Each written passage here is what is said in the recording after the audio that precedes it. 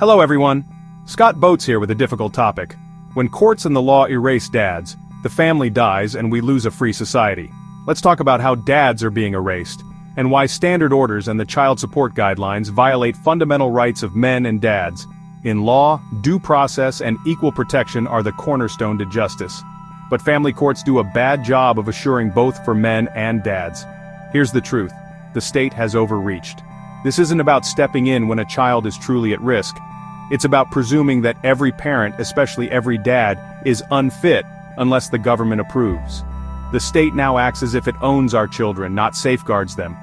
But due process for dads as parents means fundamental fairness when the government acts against dad. No one should face justice differently simply because of their sex.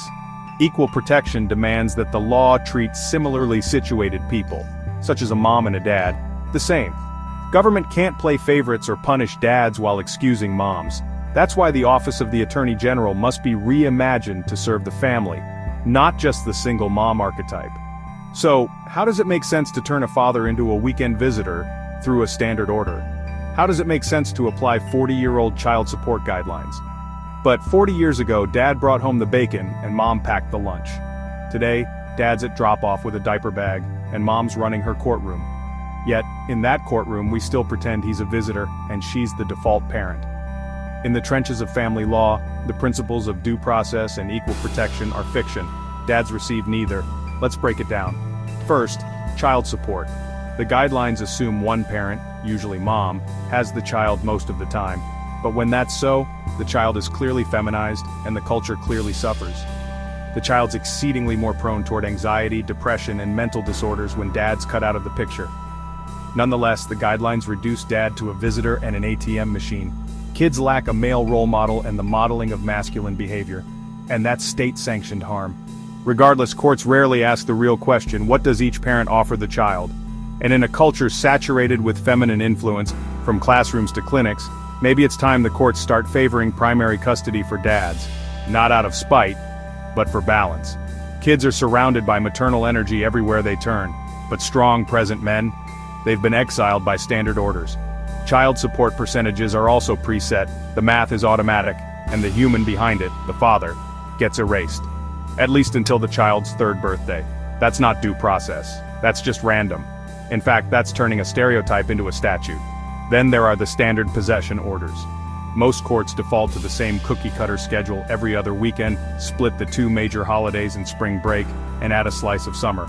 Courts still stereotype because the law demands it. Women speak loudly at the ballot box. Men, we vote like citizens, not like fathers. We're wired to serve, not to shout. So the ship of culture lists and sinks beneath the waves, and all the players follow their scripts. So it's true that men make children, but lawmakers make orphans, and they do it with a smile. Political talk about family is a smokescreen. The truth is the family is dying, and with it rises violence, anxiety, and mental illness. Lawmakers have sidelined men and erased dads. The cultural fallout isn't subtle, it's everywhere.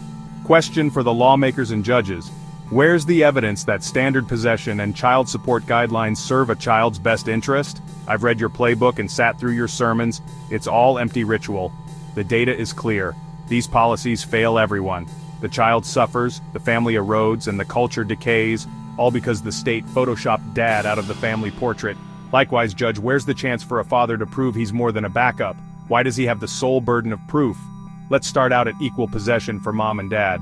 50-50, week on and week off, or 2-2-3, or whatever helps us to get you to the point of truth over ritual. After all, these days mom's busy at work too. Can't dad watch his own child whenever he can, instead of storing his kid in a daycare disaster zone? How about a statutory first right of refusal for dads, or his agent, to watch his own kid instead of being shipped to a place where the kid learns to be anxious, angry, and dysfunctional? Frequently, moms now earn more than dads, or she's certainly given every opportunity to do so. There are constant demands that she be hired in male-dominated fields like STEM, but where's the push to get more men into education? Where's the push to return men to healthcare, social work, and law? Why are there fewer manufacturing jobs, once held predominantly by men? The truth? The culture has been deliberately re-engineered to disadvantage men and dads, in schools, in the workplace, and in the courtroom. For men and dads, equal protection demands a presumption of no child support. until both parents' income and earning potential are fairly assessed. Otherwise, we're not administering justice. We're just stereotyping and taxing dad for being dad. Worse, the law strips dad of any presumption of equal parenthood. We've seen this kind of institutional bias before, and we were supposed to learn from it. The lawyers and judges must lead the charge for change. We must think like lawyers, not like partisans. Spare us the tired distractions about glass ceilings and pay gaps.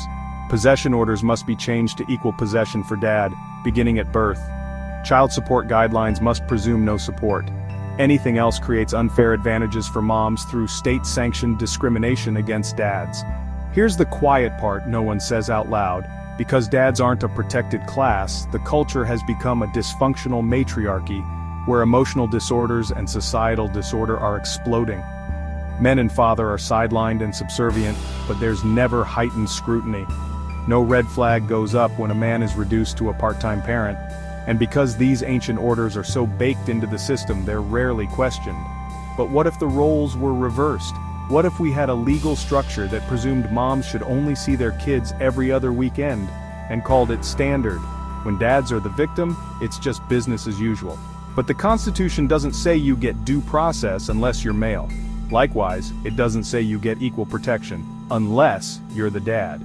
If we believe in fairness, then we must demand it, even in family court, regardless of whether the judge is male or female, elected or appointed, or has one preconception or another. All men must vote as men and dads. Why should we agree to go down with a ship that we can save? Men can right the ship. Dads can save the culture.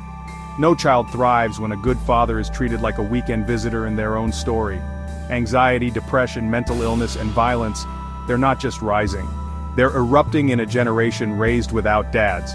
And why? Because the state, including judges, signed off on the slow self-destruction of the family, one standard order at a time. But hey, at least we've got self-righteous and thoroughly corrupt Congress members to look up to, but they merely cosplay as public servants and drone on about equality, equity, God and family, all while quietly signing off on the erasure of fathers and the collapse of the family unit, padding their wealth the whole time. Politics has become Hollywood for the insecure narcissist, the ideological actor, and the talentless voyeur. But it is quite a show. So lawyers and judges must act. The state is not the father we need, not if we want a society serving a free people. Scott K. Boatesey is a lawyer who fights for dads. Eventually dads must become a protected class, or the culture will continue to change in ways that any rational person should fear. When dad saves his child, he saves the culture. Call me at 713-664-4010, or email me at scott@boateslaw.com if I can help one dad to another. Thanks for listening.